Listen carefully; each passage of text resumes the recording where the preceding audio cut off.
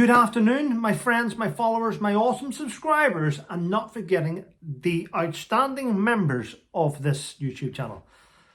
Now, where do you start with this new one? I get the emails. I've had quite a few messages coming in today, and I have known about this for a while.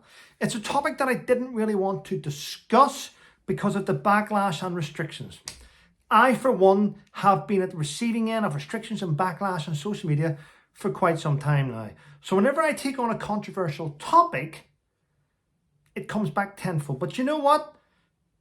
I think we all have a duty to get out the right message. Now, I'm sure every one of you are fully aware that things are not going well in the United Kingdom. Other countries are having the same issue.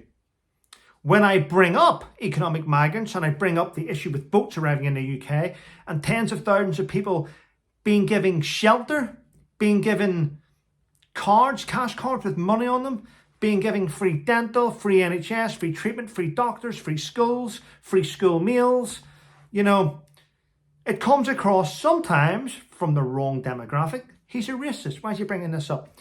Well, there's a reason why I'm bringing this up. I, for one, will always back British Armed Forces.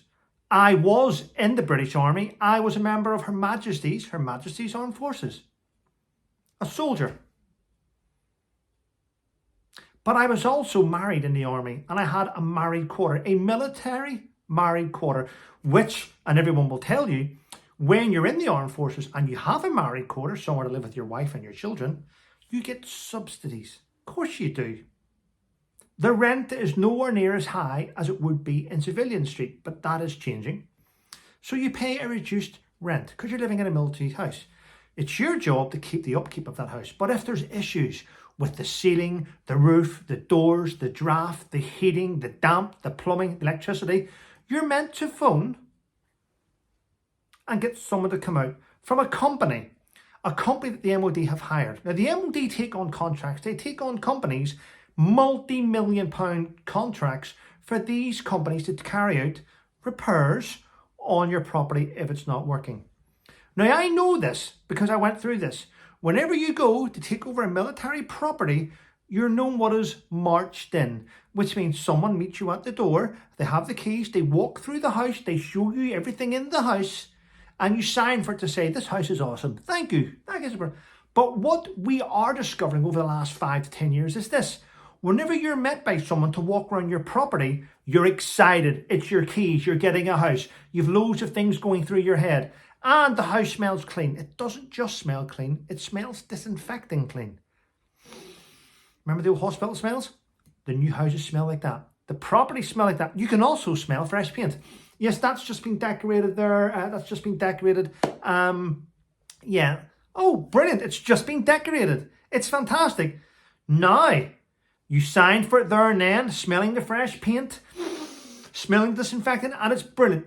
Off you go. You have the keys. You go back to your house, maybe, your old house, because you're handing over another quarter. You're having to pay lots of money to get that other quarter cleaned, or you're doing it yourself. Your furniture's in transit. It's arriving at this new property that you've just signed for.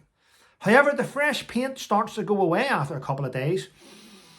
The disinfectant smell starts to die. And once you're in that house and the heating's turned on and there's living people in there, you start to notice things with the property. Why was there fresh paint? Why did it smell? Was it because they were decorating for me? No. 9 times out of 10, believe it or not, they've just painted over blue mold and they've just painted over damp. So down the road, you're seeing these houses start to fall apart. You're going, oh my God, can you see that? Can you see that? You're out, you're buying everything. You're buying little mold things. You're trying to fix it and you're trying to get things done. Now, gone are the days, believe it or not, where, oh, the bulb's blown. Now, in your married quarter, when the bulb blows, you just change it. But if you're in a camp and the bulb blows, you have to report it. And that contractor that got millions of pounds from the MOD to take on the services is charging the MOD up to £50 to change a light bulb. Now, this is where the issue goes.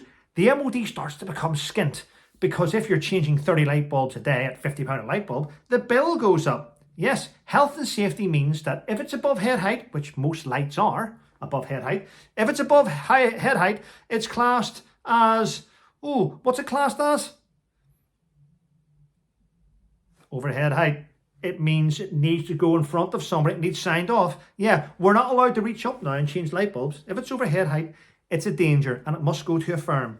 So the MOD is becoming skint. Now the whole reason of this video is this.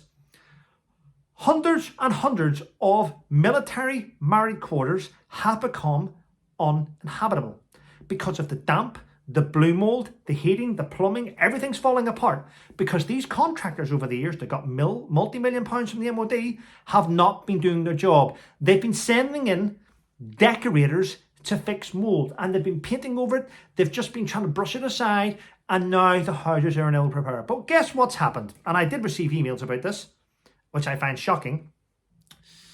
A lot of military personnel have been moved out of their married quarters and they have been put into hirings or put into temporary accommodation. A lot of those contractors that are now spending tens of thousands of pounds fixing up these homes, brand new kitchens, new showers, new baths, new heating, new plumbing. The whole place looks immaculate. Well, you guessed it. The Ministry of Defence have been put under pressure by the Home Office and a lot of military properties now are being handed over to economic migrants who are now getting the best treatment, better than the British Armed Forces ever got. Check that out. Isn't that an absolute disgrace? Now I know this and I'm going to bring something else up. I used to go, going back a few years ago, 5 or 6, I used to go down and I was a regular visitor at the MOD in London. I've had 2 meetings with the Chief of Defence Staff. At the time, it was General Richard Nugent. And I brought issues up about him. I brought issues up about resettlement and about different things that's happening. And he promised me this wouldn't happen. But guess what? Every single general does the same. They realise that when they get to the position of CGS or CDS, that their career is coming to an end. So they line up things for their future. A lot of these, and do your own research, a lot of these generals start to champion. They start to champion organisations. They start to champion them.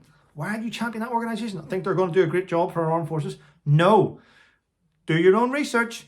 A lot of these generals champion these companies, and when these companies get the contracts, the generals within about 12 months to 2 years retire. But they don't just retire.